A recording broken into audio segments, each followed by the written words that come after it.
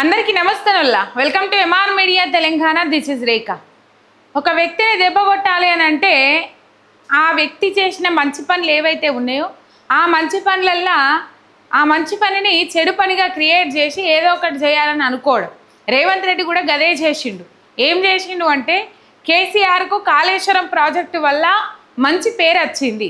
ఇగో ఈ మంచి పేరుని జడగొట్టాలి, ప్రజలలో కేసీఆర్ను దోషిగా నిలబెట్టాలి, కేసీఆర్ను బదనాం చేయాలి, బీఆర్ఎస్ పార్టీని బదనాం చేయాలి, బట్టగాల్చి మీదేయాలి, బురద చల్లాలి అని చెప్పేసి ఆలోచన చేసి ఎలక్షన్ల లాభం కోసము, అట్లనే ఎలక్షన్లు అయిపోయిన తర్వాత ఎలక్షన్లలో మేము ఏమైతే మాటలు మాట్లాడినామో ఆ మాటలన్నీ అబద్ధాలు అయినప్పటికీ కూడా మళ్ళీ జనం వాటిని వీళ్ళు అబద్ధాలు మాట్లాడినరు అని అనుకోకుండా వాటిని నిజం చేసేందుకు కమిషన్ల పేరుతోని కాలయాపన చేసుకుంటా, విచారణల పేరుతోటి సాక్షులుగా పిలిచి దోషులుగా నిలబెట్టుకుంటా ఇబ్బందులు పెట్టే ప్రయత్నం చేసిండు రేవంత్ రెడ్డి.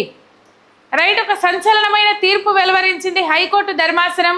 ఆ హైకోర్టు ధర్మాసనం ఏం తీర్పు వెలువరించింది, దేని గురించి మాట్లాడింది అనేది అన్ని అంశాలు ఈ వీడియోలో మాట్లాడుకుందాం. మీరు ఒక్క సబ్స్క్రైబ్ అయితే చేసుకోండి. ఒక్క సబ్స్క్రైబ్ నాకు ఎంతో బలం, మీరే నా బలగం. రైట్, ఇక ముచ్చట్లకు పోతే కాళేశ్వరం ప్రాజెక్టు, తెలంగాణ రాష్ట్రానికి కాళేశ్వరం ప్రాజెక్టు జలధార, జీవధార, ప్రాణధార, వరప్రదాయిని, ఇంకా ఎన్ని పేర్లు పెట్టినా తక్కువనే.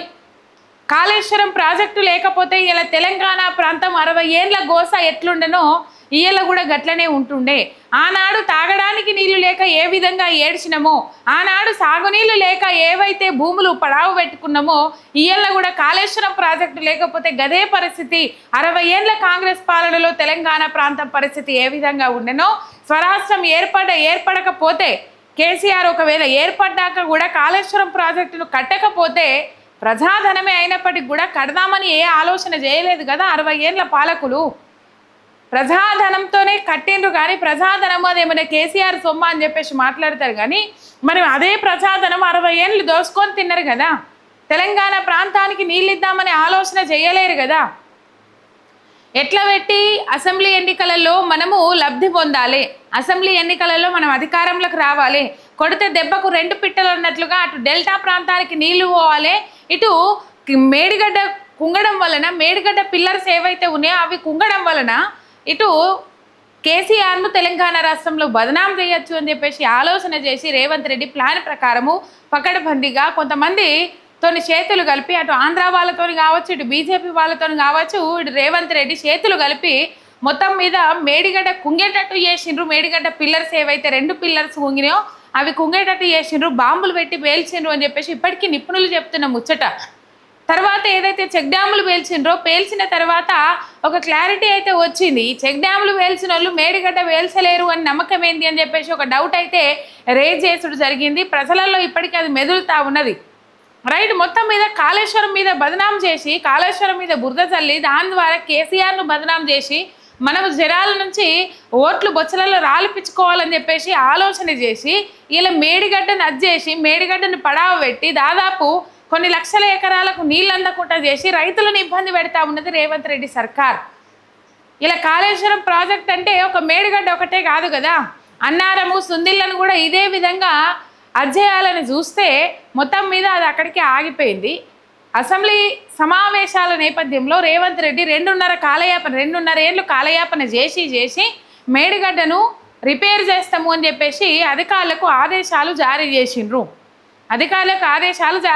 మరి ఈ 2.5 ఏళ్ళు ఎందుకు కాలయాపన చేసిండ్రు అంటే వాళ్ళు చెప్పిన ముచ్చట్లు ఏవైతే ఉన్నాయో అవన్నీ అబద్ధాలు, అవన్నీ వేస్ట్ ముచ్చట్లు, అవన్నీ మేము కేసీఆర్ని బదనాం చేయడం కోసమే చేసిన ఆరోపణలు అని చెప్పేసి రేవంత్ రెడ్డి తనకు తాను ఒప్పుకున్నట్టుగా ఇక్కడైతే ప్రధానంగా కనబడతా ఉన్నది. మొన్న మనం చూసుకోవచ్చు, కేసీఆర్ సభ పెట్టిన రోజే మేడిగడ్డకు పోయిండు రేవంత్ రెడ్డి. మరి 2.5 ఏళ్ళు ఎందుకు మొద్దు నిద్ర పోయిండు? కేసీఆర్ సభ నుంచి ప్రజల దృష్టి మరల్చడం కోసమే రేవంత్ రెడ్డి అక్కడ సభ పెట్టడం కానీ లేకపోతే అక్కడ మేడిగడ్డ సందర్శించడం కానీ ఇవన్నీ నడిచినాయి. సరే, రాజకీయం చేయాలి, రాజకీయ వేదికలు వేరుగా ఉంటాయి, కానీ ప్రజల అవసరాలు ఏవైతే ఉన్నాయో వాటిని దృష్టిలో పెట్టుకొని పనిచేయాల్సిన అవసరం ఉంటుంది. ప్రజలకు నీళ్ళు ఇయ్యా, రైతులకు నీళ్ళు ఇయ్యా, నేను రాజకీయం చేస్తా, కేసీఆర్ కాళేశ్వరం ప్రాజెక్టు కట్టిండు, కాళేశ్వరం ప్రాజెక్టును వినియోగించుకోను, నేను దాని ద్వారా నీళ్ళు ఇయ్యను అంటే ఎండ్ ఆఫ్ ది డే నష్టపోయేది ఎవరు? తెలంగాణ రైతాంగం, నష్టపోయేది ఎవరు? తెలంగాణ ప్రజానికం. ఓట్లేసి గెలిపించిన పాపానికి ఇలా ఏం చేస్తూ ఉన్నారు మీరు? రైతులను ఆగం చేసుకుంటూ పోతా ఉన్నారు. ఇప్పటికీ కొన్ని జాగాలకు నీళ్ళు అందుతలేవు అని చెప్పేసి ఈ ల్యాండ్ సేకరణకు సంబంధించి ఇదివరకు రూపాయి కూడా విడుదల చేయలే 2.5 ఏళ్ళ కేలి. ఒకవేళ ఆ ప్రాసెస్కి ఇట్లా కంప్లీట్ చేసి ఉంటే ఆల్రెడీ అన్ని రెడీగా ఉన్నాయి, కట్టి నీళ్ళు పెట్టిన పోయి పోలే ఒక 100 నుంచి 200 కోట్ల రూపాయలు ఖర్చు పెడితే ఇలా ఇంకో కొత్త 2 లక్షల ఎకరాలకు 2-3 లక్షల ఎకరాలకు కొత్త ఆయకట్టుకు నీళ్ళు వచ్చేటి. కానీ రేవంత్ రెడ్డి దాని మీద దృష్టి పెట్టలే. ఎంతసేపు బొద్ద నింపుకోవాలి, బోరం నింపుకోవాలి, పైసల కట్టలు ఢిల్లీకి మోయాలి, ఈ ఆలోచన తప్ప ఇంకేమీ లేదు. ఇదంతా పక్కకు పెడితే హైకోర్టు ధర్మాసనం ఒక సంచలనమైన తీర్పునిచ్చింది. పీసీ ఘోష్ కమిషన్ అని చెప్పేసి ఒక నివేదికను ఏర్పాటు చేసి, ఒక కమిషన్ను ఏర్పాటు చేసి కేసీఆర్ను పిలిచి 120 మంది సాక్షులను పిలిచి హరీష్ రావును పిలిచి ఇబ్బంది పెట్టే ప్రయత్నం చేసిండ్రు. 2 నెలల దానికోసం వేసిందని 3 నెలలకు పొడిగించిండ్రు, 3 నెలలకు దానికోసం వేసిందని 9 నెలలకు పొడిగించిండ్రు. ఇట్లా పీసీ ఘోష్ కమిషన్ ఏదైతే ఉన్నదో ఆ కమిషన్ను పొడిగించుకుంటూ వచ్చి కాలయాపన చేసిండ్రు, కోట్ల ప్రజాధనాన్ని వృధా చేసిండ్రు అని ఇలా హైకోర్టు ధర్మాసనం ఇచ్చిన తీర్పుతోని రేవంత్ రెడ్డి కుట్ర ఏదైతే ఉన్నదో అది బట్టబయలైంది. బొక్క బొర్ర పడ్డాడు రేవంత్ రెడ్డి. ముందుగానే చెప్తుండ్రు, ముందుగానే బీఆర్ఎస్ నాయకులు చెప్తా ఉన్నారు మేము ఎటువంటి తప్పు చేయలేదు అని చెప్పేసి. హరీష్ రావు కానీ, కేసీఆర్ కానీ, ఇటు కేటీఆర్ కానీ మీరు దేనికైనా మేము సిద్ధం, ఎటువంటి తప్పు చేయలే, ప్రజల ఆకాంక్షల కోసం పనిచేసినాం, ప్రజల అవసరాలు తీర్చడం కోసం పనిచేసినాం, ఎన్నో పథకాలు పెట్టినాం, ఎన్నో హామీలు ఇచ్చి అమలు చేసినాం అని చెప్పేసి ఈయన వాటిని కూడా అమలు చేసినాం, మేము ఎటువంటి తప్పు చేయలే. తెలంగాణ సమాజానికి, తెలంగాణ ప్రాంతానికి బీడుబడ్డ భూములకు నీళ్ళు ఇవ్వాలని ఆలోచన చేసి ఇలా కాళేశ్వరం ప్రాజెక్టు కడితే దాని మీద బురద చల్లాలని చెప్పేసి పీసీ ఘోష్ కమిషన్ అని చెప్పేసి ఏదో డ్రామాలు ఆడుతూ ఉన్నాడు రేవంత్ రెడ్డి అని చెప్పేసి ఇదివరకు చాలా సార్లు చెప్పిండ్రు. అది గాంధీ భవన్ నివేదిక, పీసీ ఘోష్ నివేదిక కాదు, పీసీసీ నివేదిక, అది పీసీ ఘోష్ కమిషన్ నివేదిక కాదు అని చెప్పేసి గతంలోనే చెప్పిండ్రు. ఇలా హైకోర్టు ధర్మాసనం ఇచ్చిన తీర్పు రేవంత్ రెడ్డికి చెప్పపెట్టు కావాలి, ఇప్పటికైనా బుద్ధి మార్చుకోవాలి. నువ్వు ఎంతసేపు బురద చల్లాలి, కక్ష సాధింపు రాజకీయాలకు దిగాలి, కక్ష సాధింపు చర్యలు చేయాలి అని చెప్పేసి ఆలోచన చేసి ఇలా end of the day Telangana రైతాంగాన్ని ఇబ్బంది పెడతా ఉన్నావు, కాళేశ్వరం ప్రాజెక్టును పడావ పెట్టే కుట్ర చేస్తూ ఉన్నావు. మొన్న మోటార్లు ఏవైతే ఉన్నాయో బాహుబలి మోటార్లను ఏకదమ్ ఆన్ చేసి ఏకదమ్ ఆఫ్ చేసే వారికల్లా వాటి మీద ఎఫెక్ట్ పడి ఆ మోటార్లు బంద్ అయితే మళ్ళీ దాన్ని కూడా కేసీఆర్ ప్రభుత్వం మీద నెట్టేసే ప్రయత్నం చేసిండ్రు. ఒక స్పెసిఫిక్ ప్రాసెస్ ఉంటుంది దానికి ఆన్ ఆఫ్ చేయడానికి, రైట్. మొత్తం మీద పీసీ ఘోష్ కమిషన్ నివేదిక ఆధారంగా హరీష్ రావు మీద కానీ కేసీఆర్ మీద కానీ ఎటువంటి చర్యలు తీసుకోవడానికి వీల్లేదు. హైకోర్టు ధర్మాసనంలో పిటిషన్ వేసిండ్రు కేసీఆర్. ఇది చట్ట విరుద్ధంగా జరిగింది, రాజ్యాంగానికి విరుద్ధంగా జరిగింది, ఏ విధంగానైతే ఆ విచారణ చేయాలనో ఆ విధంగా జరగలేదు, క్రాస్ ఎగ్జామినేషన్ జరగలేదు, సెక్షన్ 8 కింద నోటీసులు ఇవ్వలేదు. ఇది మొత్తము తప్పుదోవ పట్టించే కుట్ర. ఇది పీసీ ఘోష్ కమిషన్ కాదు, పీసీ ఘోష్ కమిషన్ నివేదిక కాదు, ఇది జరగాల్సిన రీతిలో జరగలేదు అని చెప్పేసి కేసీఆర్ హైకోర్టు ధర్మాసనంలో పిటిషన్ వేసిండ్రు. ఆ పిటిషన్ మీద మొన్ననే విచారణ జరిపి తీర్పును ఇయ్యలటికి వాయిదా వేసింది హైకోర్టు ధర్మాసనం. తీర్పును మొన్ననే తీర్పు వెలువడేది ఉండే, ఇయ్యలటికి వాయిదా వేసింది. ఇయ్యాల తీర్పు వెలువడింది. ఏమని చెప్పింది హైకోర్టు ధర్మాసనం? సరే, కమిషన్ ఏర్పాటును తప్పుపట్టలే హైకోర్టు ధర్మాసనం, కాకపోతే ఏదైతే విచారణ జరిగిందో ఆ విచారణను తప్పుపట్టింది. ఏ విధంగా కమిషన్ ఇచ్చిన నివేదిక ఆధారంగా చర్యలు ఎట్లా తీసుకుందామని అనుకున్నారు మీరు? అసలు ఆ జరగడమే రూల్స్ ప్రకారం జరగలేదు. ఆరోపణలు చేసిన వ్యక్తిని ఎదురుగా నిలబెట్టి ఆరోపణలు ఎవరైతే ఎదుర్కొంటున్నారో వాళ్ళని యువతల పక్క నిలబెట్టి క్రాస్ ఎగ్జామినేషన్ చేయాలని చెప్పేసి బీఆర్ఎస్ నాయకులు డిమాండ్ చేసిండ్రు.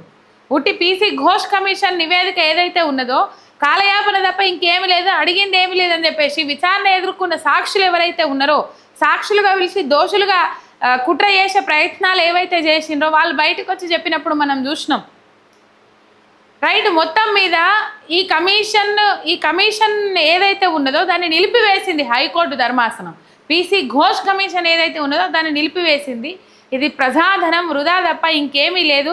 ఇప్పటికే బుద్ధి తెచ్చుకోవాలి. ఇంకొక ముచ్చట చెప్పాలంటే ఇయ్యాల తీర్పున్న నేపథ్యంలో తీర్పు ఏ విధంగా వెలువడుతుందో ఎవరికి తెలియదు కాబట్టి సుప్రీంకోర్టు ధర్మాసనంలో పిటిషన్ వేయడం కోసము ఢిల్లీలో సుప్రీంకోర్టు న్యాయవాదులను కలవడానికి పోయినరు మాజీ మంత్రి హరీష్ రావు కానీ లేకపోతే కొంతమంది బీఆర్ఎస్ నాయకులు కానీ.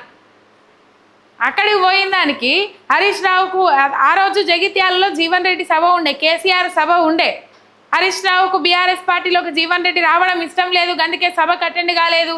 కేటీఆర్ కూడా జీవన్ రెడ్డి బీఆర్ఎస్ పార్టీలోకి రావడం ఇష్టం లేదు, అందుకే సభకు అటెండ్ కాలేదు అని చెప్పేసి ఏమైనా తలకాయ ఉండాలి, బుర్ర ఉండాలి. అక్కడ సభకు ఆటంకాలు సృష్టించే ప్రయత్నాలు చేస్తూ ఉన్నారు అని చెప్పేసి హరీష్ రావు కేటీఆర్ అక్కడికి పోయి జీవన్ రెడ్డి ఇంటికి చేరుకొని జీవన్ రెడ్డిని కలుసుకొని జీవన్ రెడ్డి హరీష్ రావుతో ఏ విధంగా ముచ్చట పెట్టిండ్రు, హరీష్ రావు ఏ విధంగా జీవన్ రెడ్డితో ముచ్చట పెట్టిండ్రు అవన్నీ చూసినాం మనం.